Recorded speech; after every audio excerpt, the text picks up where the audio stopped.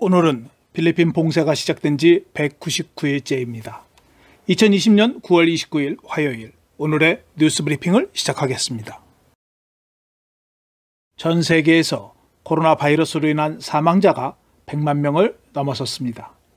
코로나 바이러스 확진자는 총 3,327만 3,720명으로 미국이 가장 많은 확진자와 사망자를 기록하고 있습니다. 지난해 12월 말에 우한에서 발병한 코로나는 9개월 만에 악몽적인 기록을 남기고 있습니다. 세계보건기구는 코로나19 백신이 상용화하기 전까지 사망자가 200만 명으로 증가할 수 있다고 경고했습니다. 필리핀도 어제 기준 5,381명이 사망했습니다. 두테르테 대통령은 10월 1일부터 메트로 마닐라를 1개월간 GCQ를 연장했습니다. 필리핀에서 과연 무엇이 정답인지 알 수 없는 상황이지만 우리 스스로 전염병을 예방하는 것이 최우선이 아닌가 생각해 봅니다.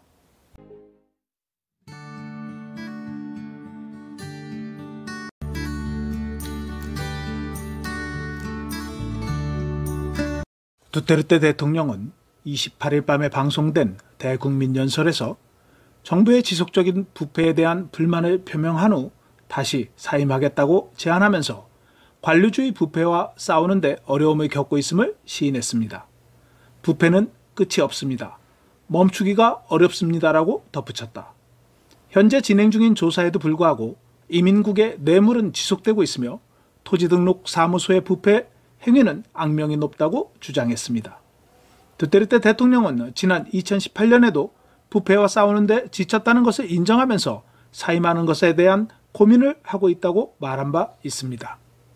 또한 두테르테 대통령은 필리핀에서 페이스북을 중단하겠다고 위협했습니다.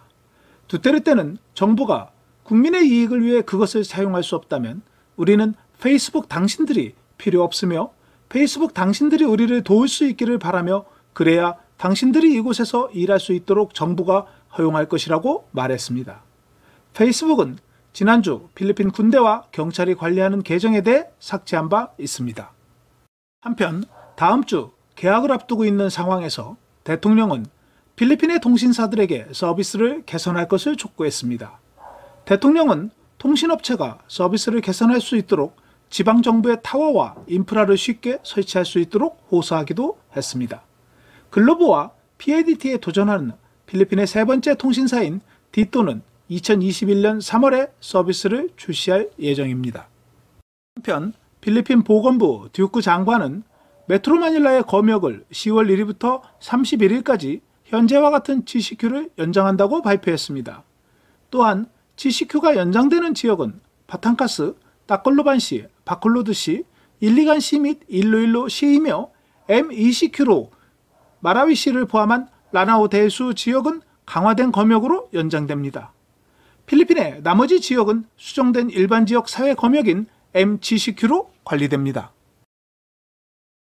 로브레도 부통령은 28일 오후 4시에 페이스북을 통해 코비드19 조치 및 단결 메시지라는 제목으로 영상을 게재했습니다. 부통령은 백신이 개발되지 않은 상황에서도 이웃나라에서는 성공적인 전염병을 관리하고 있는데 필리핀은 그렇지 못하다며 정책 전문가의 새로운 통찰력이 필요한 시기라고 말했습니다. 또한 새로운 바야니안법에 대한 전염병이 심각한 지역에 대한 우선순위를 설정하고 지원해야 한다고 주장했습니다. 세 번째 제안으로는 중소기업에 대한 폭넓은 지원을 확대할 것과 전염병으로 인한 실업자를 도우는 정책을 수립할 것과 백신에 대한 배포 방법을 수립해 즉각적인 예방접종을 할 수 있도록 정부가 준비해야 한다고 강조했습니다. 로브레도 부통령은 두테르테 대통령에게 언제나 협조할 수 있는 준비가 되어 있다고 전하면서 위기에 처한 현재의 상황을 필리핀 국민들을 위해 소통할 준비가 되어 있다고 전하면서 필리핀은 이 도전에서 성공할 것이라고 말했습니다. 두테르테 대통령은 국영기업의 부패 문제를 시정하기 위한 계획된 외과적 조치로 의회에 필리핀 건강보험공사 비레스의 폐지를 제안할 것이라고 발표했습니다. 연설에서 국영기업의 민영화보다 필헬스를 새로운 기관으로 교체하는 것을 선호한다고 인정했습니다. 필헬스의 폐지는 모든 직원이 사임하는 것을 고려한다고 덧붙였습니다.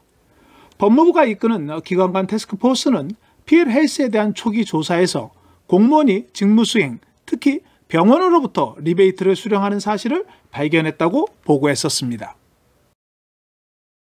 어젯밤 두테르테 대통령이 사임하고 싶다는 의사표현에 대해 소토 상원의장은 부패한 공무원들이 사임해야 한다고 주장했습니다. 대통령은 연설에서 어떻게 부패에 맞서 싸울 수 있는지 논의하기 위해 의회에 출석할 의향이 있다고 말했습니다. 지난 9월 16일 두테르테 대통령은 소토 상원의장을 포함한 의회 지도자들과 만나 정부의 관료와 부패를 줄일 수 있는 법안에 대해 논의했었습니다. 중보로선 한인회는 베스코건설 이미군 대표와 유튜버 한량님이 후원한 마스크와 안면보호대를 지역경찰서와 공공기관에 전달하며 한인들에 대한 안전과 서비스에 대해 감사와 협조를 요청했습니다. 이번 마스크와 안면보호대 전달에는 한인안전대책위원회 및 한인회 부회장단이 수고해 주셨습니다. 중보로선 이창우 회장은 코로나 바이러스로 인해 모두 어려운 상황임에도 불구하고 후원해 주신 이미군 대표와 유튜버 한량님께 감사를 전했으며 교민들의 건강에 주의해 주기를 당부했습니다. 필리핀의 국가 부채가 2022년에는 13조 6천억 페소에 도달해 부채 비율이 59.9%로 증가할 것이라고 필리핀 하원의원이 전망했습니다. 8월 현재 필리핀의 부채는 9조 6천억 페소로 올 연말에는 10조 페소에 도달할 것으로 예상된다고 우려를 표했습니다. 필리핀의 부채 비율은 지난해 39.6%를 기록했으나 코로나 바이러스로 인해 차입금이 증가하면서 국가 부채율이 증가하고 있습니다. 자라떼 하원의원은 두테르테 행정부가 2022년 대통령의 임기가 끝나면 너무 많은 빚이 국가에 남을 것이라고 지적했습니다. 필리핀 재무부와 미국 국제개발기구는 필리핀 경제개발과 성장을 촉진하기 위해 105억 페소 이상의 가치를 지닌 새로운 5년 양자 지원 협정에 서명했다고 미국 대사관이 발표했습니다. 미국 국제개발기구 임무 책임자는 이 새로운 양자 협정은 필리핀이 장기적인 민간 부분 주도의 경제 성장을 달성하고 경제 거버넌스를 강화할 수 있도록 지원을 확대하는 것이라고 말했습니다. 미국은 지난 20년 동안 필리핀 발전을 위해 2,288억 페소를 지원했다고 덧붙였습니다. 필리핀 국민들은 코로나 바이러스에 대한 감염에 대해 85%가 두려워하는 것으로 조사됐습니다. SWS의 조사에 응답자의 85%는 가족 구성원이 감염될 것이라는 두려움을 갖고 있으며 9%는 약간 걱정이며 6%는 걱정하지 않는다고 답했습니다. 코로나 바이러스 감염에 대한 두려움은 지난 7월 조사와 비슷한 응답을 보였습니다. 수도권 응답자들은 92%가 두려워하는 것으로 응답해 가장 높은 두려움을 보였으며 루존과 민다나오는 85%로 평균에 비해 낮은 두려움을 보였습니다. 필리핀 국민들은 기존 발병한 전염병보다 코로나 바이러스에 대한 두려움이 높은 것으로 조사됐습니다. 10월 5일 개교를 앞두고 교육부는 약 80%인 5억 3,300만 개 이상의 모듈이 이미 학생들에게 배포되었다고 발표했습니다. 교육부가 배포하는 모듈은 자기주도 학습을 위한 교재로 온라인 원격 학습, 라디오 기반, 텔레비전 기반 등 다양한 모듈로 구성되어 있다고 덧붙였습니다.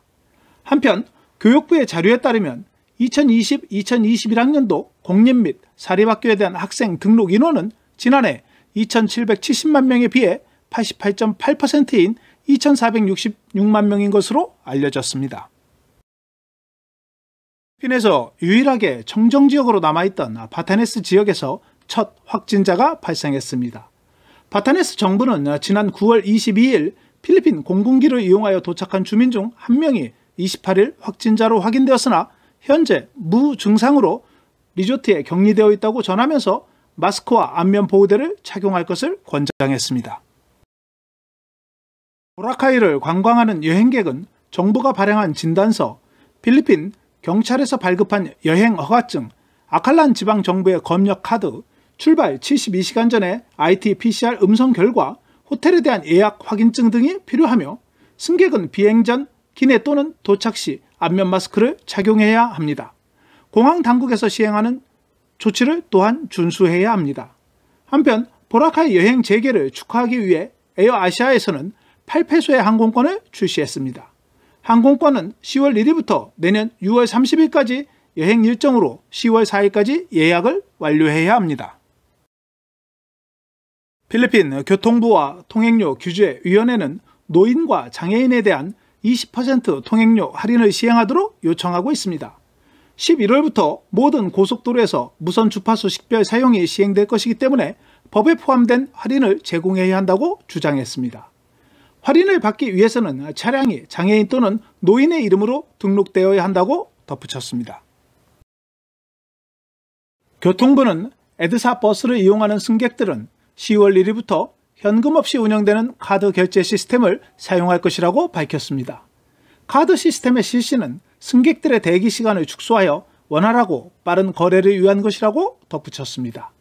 버스를 이용하는 승객들은 비프카드를 구입하여 요금을 충전해야 합니다. 비프카드는 현재 NIT 및 MIT에서 사용하는 비저촉식 카드로 각 역 또는 편의점 등에서 충전이 가능합니다.